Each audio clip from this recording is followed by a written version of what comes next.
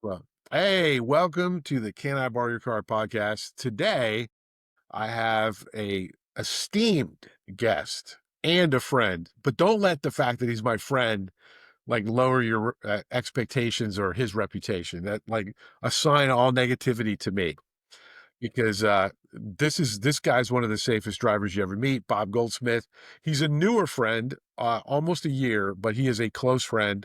I trust him implicitly, mainly because he makes investment banking both compelling and approachable. I have seen him in conversations with people. I'm thinking of that sports bar, people that are making millions of dollars, and then with people that are on their way up. And I found him to be approachable. I still sometimes am like, is really one of my best friends? Does he live in Manhattan? Because it sure didn't seem like it. I know I can see it over your shoulders. Like I can verify it, but like Bob, you really don't act like you're from Manhattan. I just wanted to I've share been that. told that before. Good. Well, I mean, it's With all due respect to my friends in Manhattan, yeah. Well, and I've had it said about our firm too, that we're yeah, I the I mean, I run into in my industry, I run into quite a few people from Manhattan. And they tend to operate at, shall we say, pace. well, I'll tell you what, if you're talking about different pace, I've got a brother in Boulder, Colorado, and he says the thing about people in Manhattan is, we think we're sort of on the leading edge of things and working so hard. And he always reminds me that if you find a good rock climber or fly fisherman, they'll have the same passion and devotion. He Yeah, uses a climber out there that, they'll spend their 14 hours a day trying to hone in on their skills. that was when I was younger and lighter. Younger and lighter. Fly fishing, much more much more old guy friendly sport. Yeah, well, my rock climbing career ended quickly when I just thought the rock was very cold against my face and the ground more sturdy. So I Yeah. hear you on that. Well, cool. So hey, tell everybody about Northern Edge and yourself. Just to give them a little spiel about who Bob is. Yeah, so a little bit of background. And Mike, I appreciate you having me on here. I've read your book. I'm a big fan of everything that you do. And we became very tight friends with a lot of mutual admiration really quickly. So I appreciated the things you said about me. I started this firm, Northern Edge Advisors, in 2006 with an eye to really bringing, I would say, bulge bracket quality banking to an underserved part of the market in two ways. One, the skills and expertise Mm. and really relationship banking to this part of the market. I was sort of the person you talked about being down to earth, but if you think about, I don't know if we all have very many neighbors that are making 1.5 million or 2 or 5 or million in EBITDA, but to me, when I looked at those businesses, or when I looked at that family or that entrepreneur, I thought, what a raging success story. But in investment banking, those were like crumbs. And so I wanted, right, I had affinity for that, for those types of people and recognized, and also being an entrepreneur myself, which is part of my background, I realized the amount of effort and skill that goes into doing that, a little bit of luck. And so I wanted to serve that part of the market. My own background, I started my career in foreign policy, actually, back when being eclectic was sort of okay. And then had got an MBA, not important, but then I worked for many years in Europe in the commodity business, but also doing some corporate finance stuff, acquiring businesses for the company multinational that I worked for. Then I ran a business back in New York, 350 million revenue business, which was great because it really allows me to see things from both sides Right. of the table. And in starting this firm, I recognized that I wanted to hire bulge bracket bankers, people with real, what I would call execution skills to serve an underserved part of the market. And also, it was very clear to me also that there was a variation on the process. If you're selling a 2 billion company, which a number of my business partners have done in their careers, there may only be 7 or 8 buyers, but in this part of the market, there can be literally hundreds of buyers. And Right. Mike, I know you put likes on when I have a LinkedIn posting, but the last couple have been, buyer in Sweden, Indian client, client from India, business we sold to a German buyer. Those types of things. That is a result of running these broad, intense, extensive processes. Business partner was the COO of Goldman Sachs Investment Bank in Europe. He's also very down to earth. He did M&A there for years, and bankers at our firm. MDs at GE Capital, Credit Suisse, and other great places. But like the thing that makes us very real is that we are working with real people and their families trying to solve problems. We're very long term. I'll jump into referrals for just a quick second. A lot of our referrals come from our former clients. It's where our best recommendations come from. A lot of our referrals come from attorneys. And I mention those too because clients, because it's experiential, Yes. right? They lived it, and attorneys because they're looking for people that can unpack complexity. So we're often referred. This is a situ. We like it when we just get. This is a 6 million EBITDA company with a great family, and no hair on it, and it's going to be very attractive in the market. That doesn't happen so often. We, we love those. It's just because businesses aren't that way. Life's not that way. But what we really often get calls on is there's a little bit of complexity in this business. The financing is going to be complex. There's odd management structure. There's a difference in opinion amongst the shareholders or amongst the family. We think the structuring will be complicated, and we know that you have the skills to work through that. Right now, we have about 40 professionals here. I'm in Manhattan, as you've made clear. We've got a fantastic group of people in Fort Worth, Texas. We have a fantastic, really amazing group in Toronto, Canada. I don't know if I should keep it up, but I do have a Canadian flag up, which is a little bit of, I'm an American, but that's a little bit of solidarity with our Canadian. Yeah. So, like, I'm available to travel to those places if they need to have a slightly irrelevant or irreverent, either one, speaker.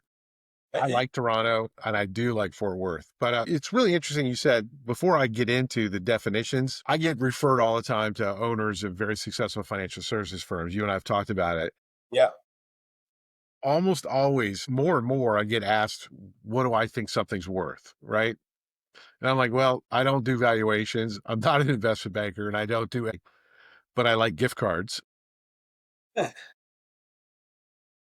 said to somebody, he tells me how much revenue he has. I said, what are they telling you? He's like, they're telling me 5X. I said, that's cool. Have they asked you what percentage of that revenue is subscription? And he went, no. I said, oh. with, I said, with love and respect, that's the first discount that's going to occur Yeah. on your valuation. I said, I said, you have to think about, and this is what you and I've talked about. So I'm crediting you for this, that panel discussion where, if you remember, you and Carl and Ed were talking, and I was the person that was like, no, we're not going to lunch. These three gentlemen are going to continue Yeah. speaking and answering my questions, and all the rest of you can leave. Yeah, we're never doing that again. Next time you have 2 hours so I can ask you questions. But that's interesting because, like, there's always hair. There's always something going on because, in my experience, the businesses that are perfect are often purchased before they're on the market. They're If someone has an eye on them. yeah, yeah. Yeah, yeah. Like, one of my really good clients is being approached to do a roll-up, right? They're gonna peel these guys off of all these different firms, and they're gonna make a big super RIA. And, but anyways, so let's get to this though. You ready? Yeah. I'll just Right. I'll pop in something on that, Yeah, just yeah. on valuation. I react to it. Valuation is people telling you what they think it's worth, and they have all kinds of motives and limitations in trying to tell you that. So I tell business owners, That's the if nicest way to put that, by the way. yeah, price happens when we're like in negotiating, with the elbows flying and trying to find out what a buyer's prepared to pay. We need to understand their motivations. I'll give you something like very a basic thought. Every buyer ever only wanted to pay for the past, but they're always buying for the future. It's one of those idioms that you're like, oh, that makes sense. They Yeah. want to pay you for the past. Tell me what you did in the past, your financials, but they're buying for what you can do in the future. So there's room for negotiation on that. Number one. Number two, they don't walk into the room and tell you how desperately you want your business or what they're going to do with They it. don't do And they that? don't understand your business perfectly when they come in. So when people be wary, I mean, it's good to ask a range. It's good to get some feedback. We often break out of the high end of a range with good reason because we like the narrative. Like there was a buyer that had to have the business when you talked about tell me about your subscription recurring revenue, those are all the things that say when someone says well, you're going to trade between 6 and 9, and I don't know, the bankers here saying 6, and I'm pretty sure that the business owners hearing nine, the things that move you from six to nine should be somewhat knowable, right? Like it has to do with recurring revenue, right? Obvious stuff. I'm not paying a multiple on emotion. I'll tell you that right now. Yeah.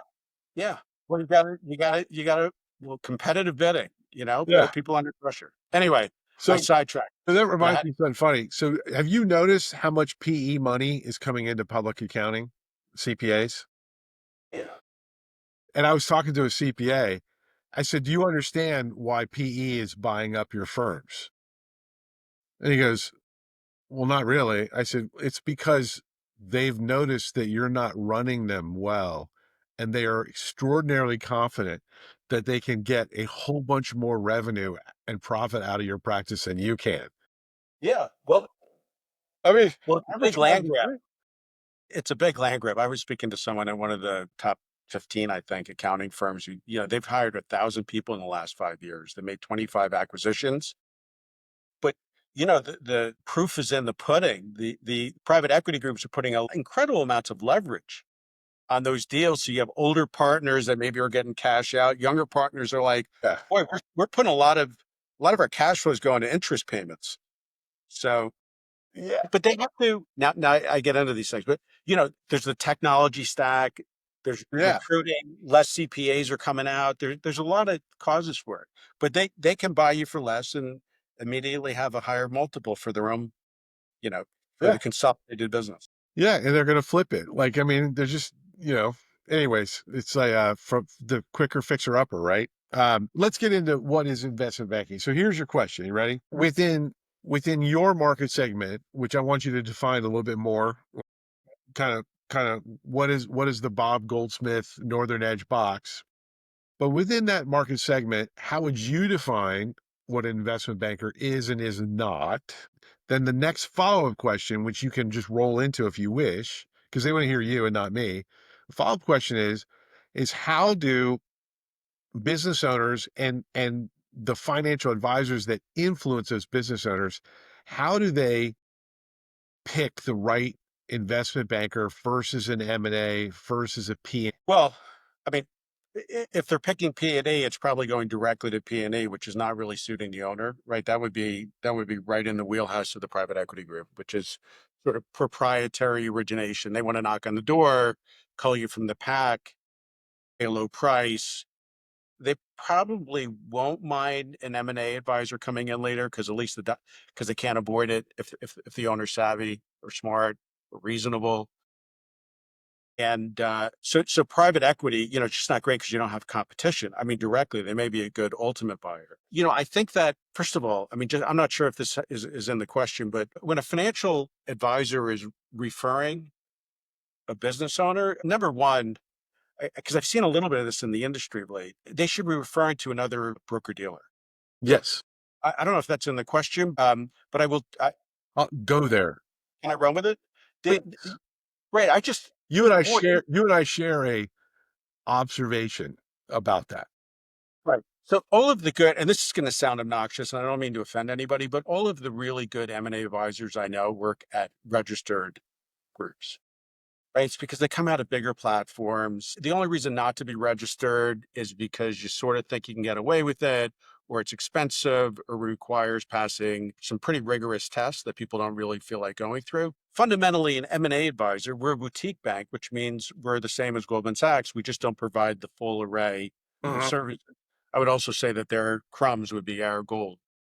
Uh, Hey, I like crumbs. we do, we do receive business from them. So, but the fundamental issue for a business owner via the financial planner is, you have a duty of care for that client. And so all the things that you're responsible for, best practices, best interest, right? That's a phrase that we use, record keeping, even anti-money laundering, all these sort of things that you do. How can you refer it to somebody that isn't responsible for best interest, good record keeping, and all those things? Well, there's only one answer: ignorance.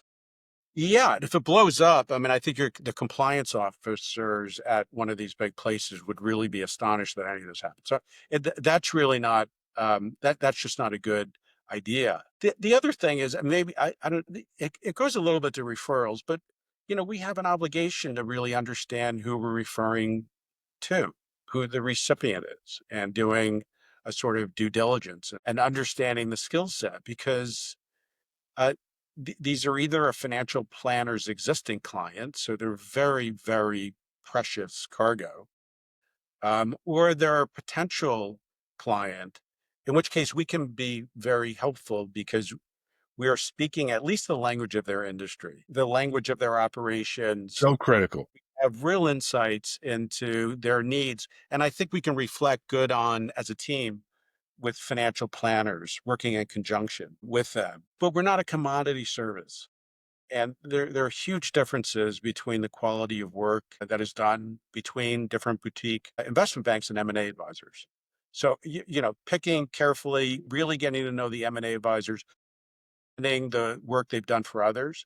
Do you want me to say what we do? Maybe, I don't know if the audience is sort of, So, like, go ahead and give me a short, succinct, this is what a real, from Bob's perspective, investment banker is. yeah, So people always think of Goldman Sachs, but that's really not what we're talking about. So at your level, and you're successful, award winning, right? yeah. And you treat people the right way. But like what is an investment banker for you? How do you differentiate a real investment bank? So I'm with you on regulations, by the way, 100%. Haven't had a 24. I'm always amazed. I'm always amazed. You had the 24? Oh yes, it was horrible. It was actually, that's actually, this is the test to basically be able to run an entire, run an investment bank. And it's Yes. pretty, cool. Yeah, Yeah. it sucked. Yeah. I failed it by one question the first time and passed it by one question the second time. Well, if you pass by one question, that's considered a perfect score in I know. testing. Well, I was so quick story. I was convinced I'd failed because it's a randomized test. And so when I took it, Bob, the second time, I was like, oh my God, I failed it. How do I go back to my boss? How do I tell my wife? And so I spent 20 minutes just looking at the submit button, just 20. And I was praying and like gnashing my teeth, sweating. And finally, I was like, I have to hit submit. I hit submit and it said passed. And I was like, I yelled a very profoundly vile Irish expression. Yeah. And everyone thought there was an active shooter.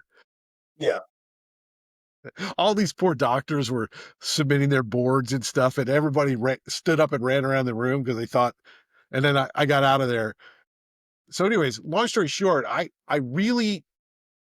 So this is from my perspective, and I'll just feed it back to you, right? No one in the exit planning, and I'm not saying anybody's got bad intentions, but no one's talking about that particular issue, about the big difference between people that have been through a regulatory process to ensure a better duty of care. And I'm just going to say that no one's talking about that. Yeah. And It's like, it's about outcomes. And I think one of the issues is, you can get into these referral patterns and people tend to do it a little bit like herds. You have the well, popular you hear about personalities, somebody. but Yeah. it matters. What we do matters. And so lower success rates and not what people spew out, but actual performance. Not There's every time complexity. works. Yeah, there's complexity in the work that we do. There are the things that should work but don't work. There's just having seen it before. And there's also, I guess on the spectrum, you have on one end of the spectrum finders, Uh-huh. right? Like I got someone that would be interested. I have people that would be interested, or they're listing agents or something of that nature. You even have within what I would call very reputable investment banks, just qualitative differences within advisors. Like that's inherent. We're very honed in on it. We're small enough that we can do that. And we have an organizational structure that we can do it. But, you hear you will hear stories of where about the advisor sort of disappearing after the letter of intent, right? They sort of think it's over with a lawyer. I mean, really good advisors are negotiating down to the closing, business issues, commercial issues. There's a very well-known middle market law firm that refers to how, people at our group will reading the definitive agreement and commenting on their stuff, not as lawyers, but just saying, have you thought about this? Have you thought about that? This comma's in the wrong place. We're like, it's a qualitative difference. I'll tell you at the start of a process, some clients don't need an NDA. It's really for their benefit. Nothing wrong with having an NDA. I've had situations where something is a totally silly out of market NDA and we won't sign it. And they said, well, three of the advisory groups were signed it. And I said, well, they didn't read it. Like, would I you, read them. do you want to work, you know, it's great they didn't read it, but like, they're not going to read the documentation that they're reading for you. This is Right. just, you're either a reader or you're not a reader. Yeah. I have an expression. So my expression that I have used trying to get people to meet with you, it hasn't been successful so far, but it will be because I'm not referring you a piece of crap, right? I don't refer friends stuff that I'm absolutely convinced is going to be a dumpster fire. But here's what Yeah. I tell people. Like I go, everything's okay up until the moment it's not, and then it's never okay again. When we're Yeah. talking about 90% of your family's portfolio, when we're talking about that kind of concentration of wealth, and we're trying to get that wealth to transfer in one day Yeah. with one execution, does it make sense that we should take every potential step necessary to mitigate risk? Like, and some people, and by the way, that's fine, right? They can go work with any, you, if you're a business owner or financial advisor, you can refer to anybody you want. I will tell you that if you're planning on being around for a while, there is an incredible power from a referral basis of having deeply held explanations about why your process is perhaps a little bit more incremental, Mhm. methodical, right, than others. Because I love it when people are like, well, what do you mean I got to fill out this assessment before you work with me? I'm like, well, like, don't you do the same thing? Like, do you just quote people a price, not without confidence that you can deliver value? I said, this is a favor from me to you. Like my document that I sent out, my little fact finder, if you're good at what you do in sales, you'll be able to take that questionnaire and no matter what happens, you can improve your sales just because of the questions. Well, first of all, in our business, you just got to be down on the details, Oh, like modeling financials, analyzing, and really creating a narrative about the business, but understanding where the fault lines are, the cohesiveness and coherence of the management team, concentration issues and how they can be mitigated, or, the sales forecasting. What does it look like? How is the owner going to be able to talk about the company? We're really on the sharp end of the spear, if you will, negotiating with buyers every day. So we, have real insights well, into, that's all that counts, right? What someone else will pay. yeah. And telling a story about a business. There are, since we're talking about sales and marketing things, I see a lot of books, confidential information memorandum, which is the document that goes out once an NDA is in place. A lot of them are sort of feature play based. They're, I've done my job. I've listened to you and now I'm recording it on paper. I see some of them that give away information that never should be given away, even under NDA with a buyer. That's sort of an expertise issue. But also it's about benefits. Like, That's why a do I nice way of care? putting it. There's a different way people say it, but like, why do I like, this is why it's valuable. These are the things we do, but this is what makes it unique. Well, it's like, so for example, my mom's house, like my mom just moved into an assisted living retirement facility. We picked her listing agent because her listing agent owns the neighborhood, right? She knows the neighborhood that my mom's house is in. She lives in the neighborhood. She, and she's got great success rate. We did pick one of the worst times to sell a house in recent memory. So, but that's just how it goes, right? Like a lot of business owners, we only control timing Yeah. so much. But like whenever I think of you, and I've used this expression, so hopefully it doesn't offend you too much. But I'm like, have you ever hired a listing agent to sell your house? Yeah. And people are like, well, yeah. And when they say, well, yeah, I'm like, okay, well, clearly it wasn't an amazing listing agent because you can always tell if someone's had a real pro realtor. You can always tell, like, oh, yes, it was unbelievable. You won't believe, like, we thought we were only going to get X amount and she was able to get us this. And then when you ask them, what was the story wasn't the MLS listing.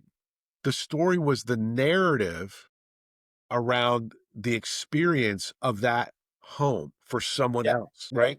Well, exactly. And we're not locked into a neighborhood. So, yes, your The neighborhood's a little distribution bit bigger. company in Montreal may be worth a different amount than a distribution company in New Orleans.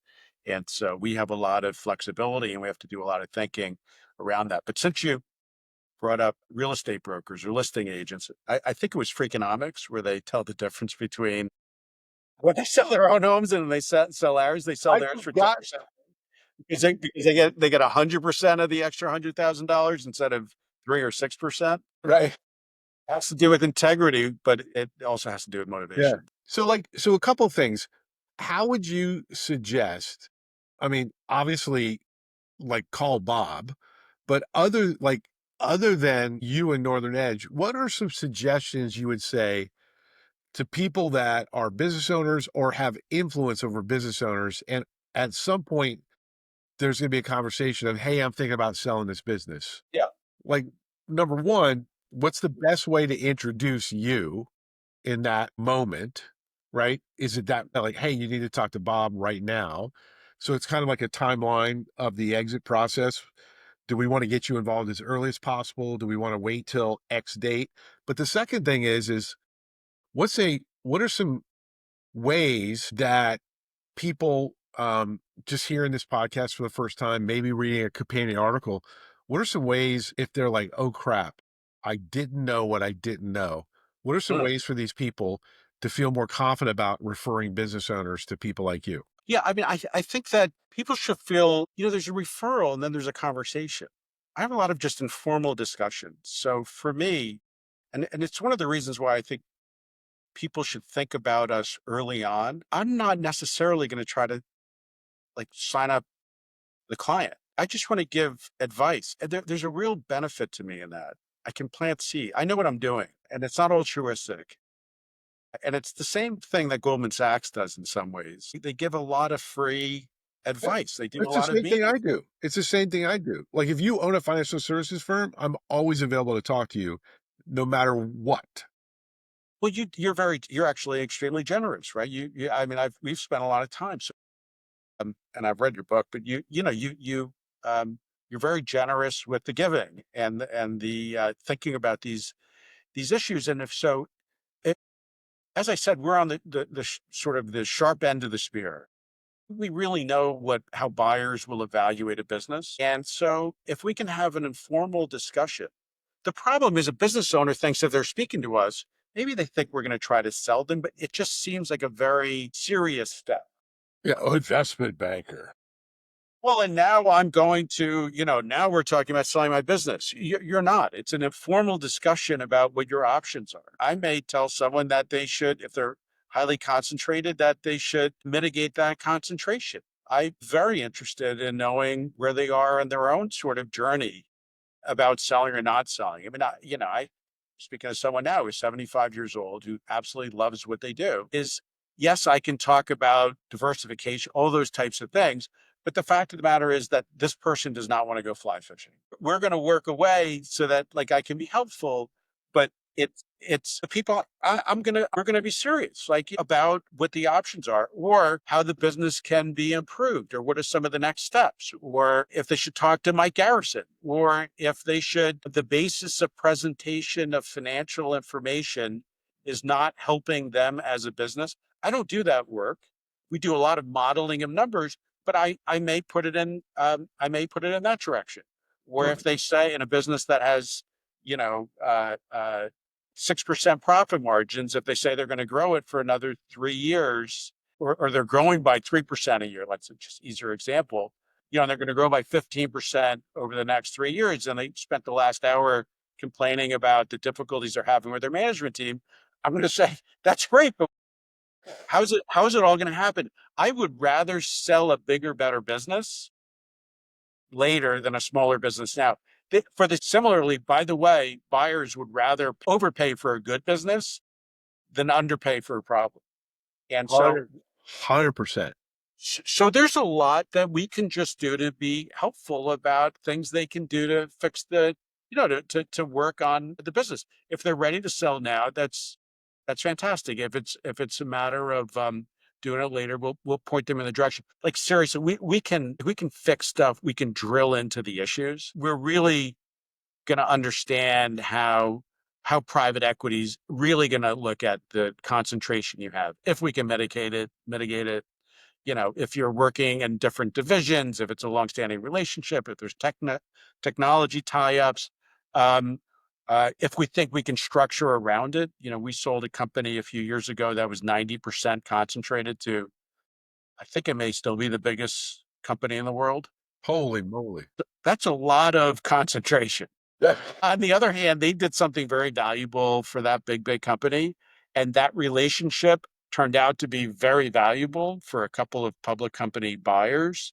And we could structure around the fact that our clients were very confident they wouldn't lose that, and the buyers were very confident they wouldn't lose it, but they didn't want to, right? But there's certain risks that they couldn't take, and that plus a lot of cash at closing, Mhm.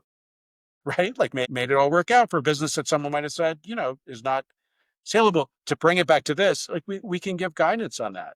Yeah. I mean, And also going to something that I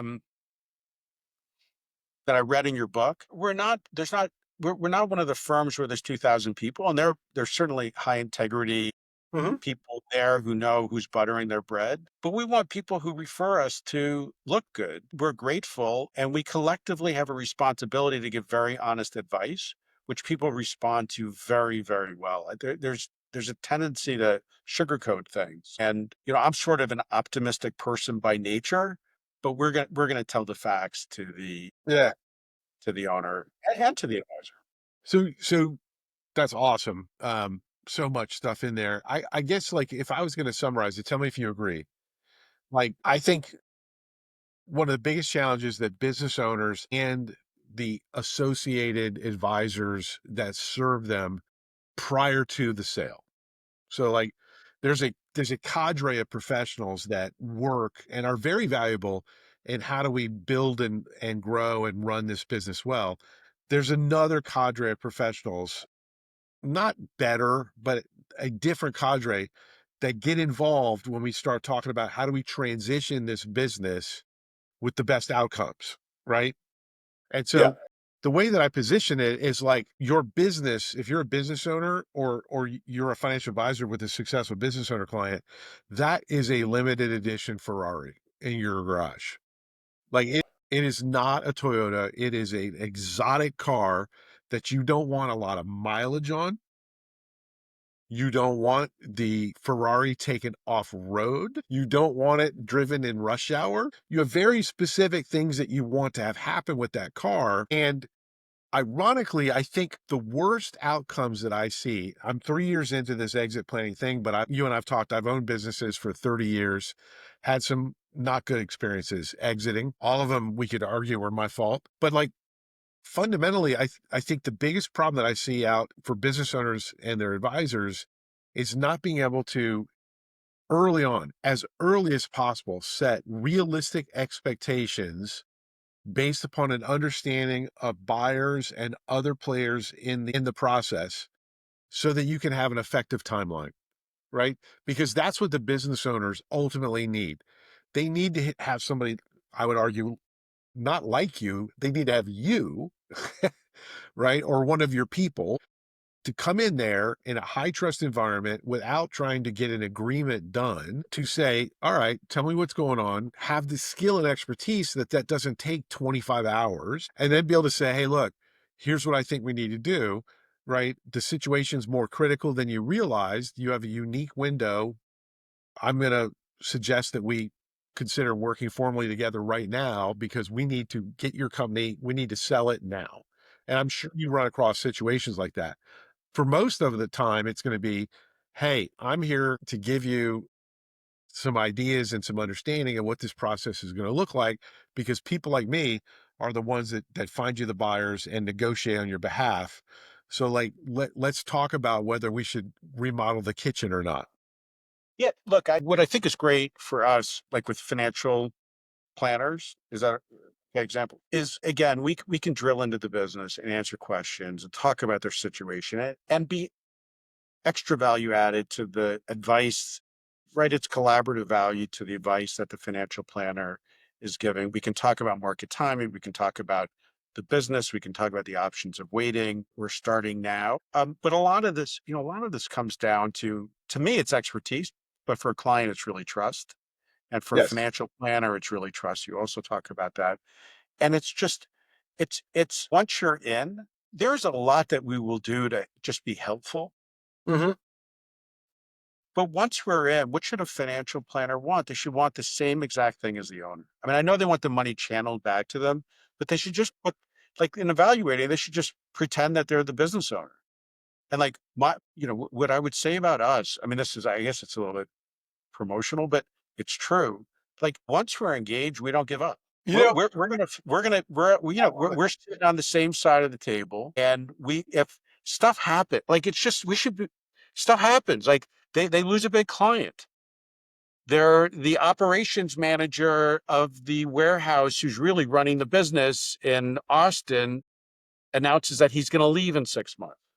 Like there are things that happen, and you just don't want a fully transactional person who's like, this is just getting too hard, or I have Exactly. w- Exactly.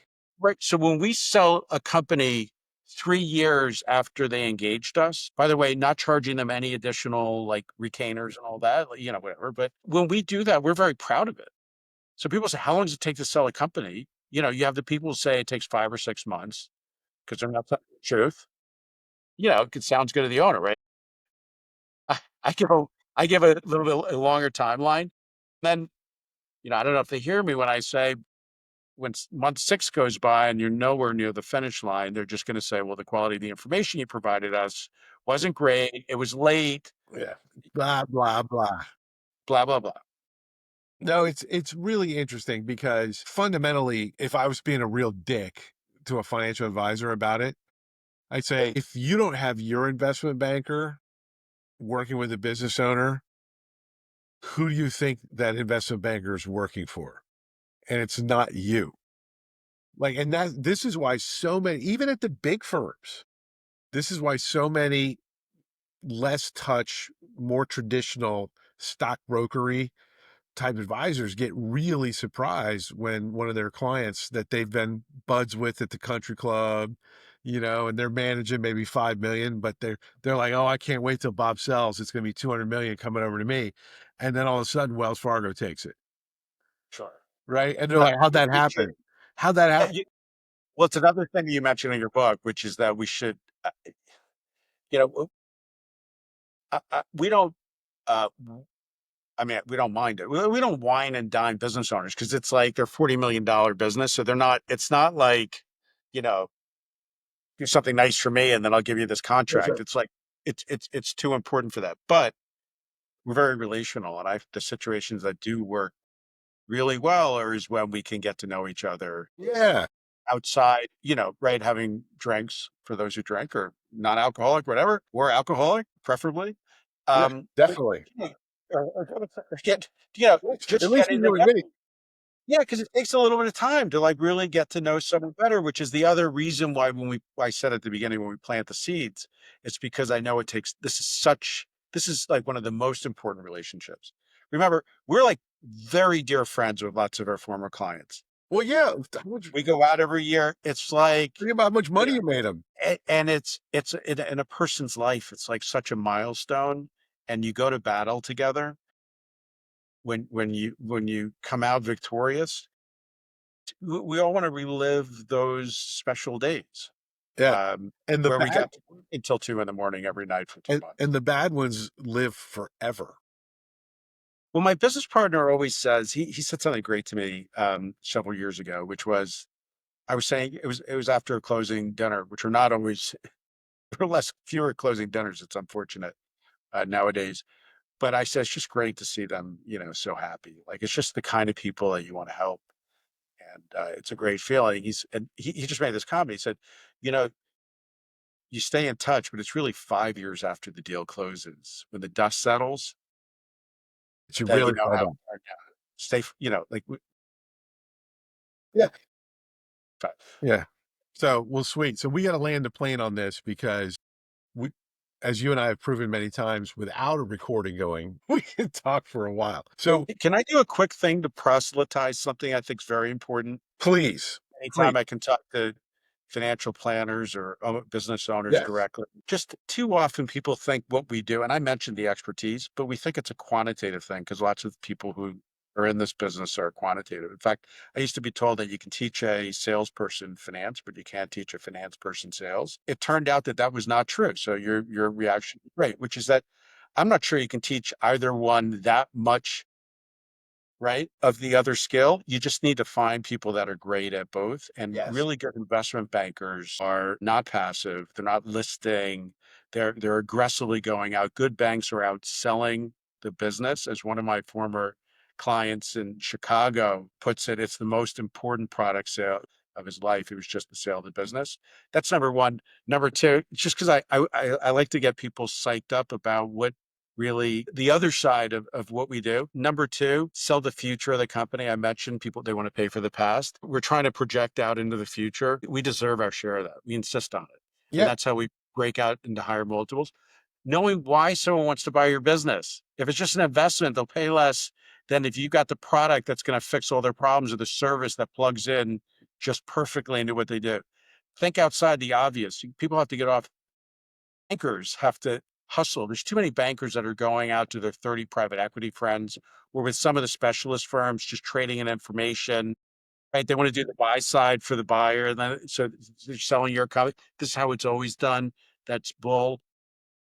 Look outside of the obvious buyers. If we were selling a product for $50, a $50 check product on QVC, like we would know, I've been in the control room. Like you can see when things dip, it's like cut it and move on to the next thing, right? For one additional check, there's not much we should do.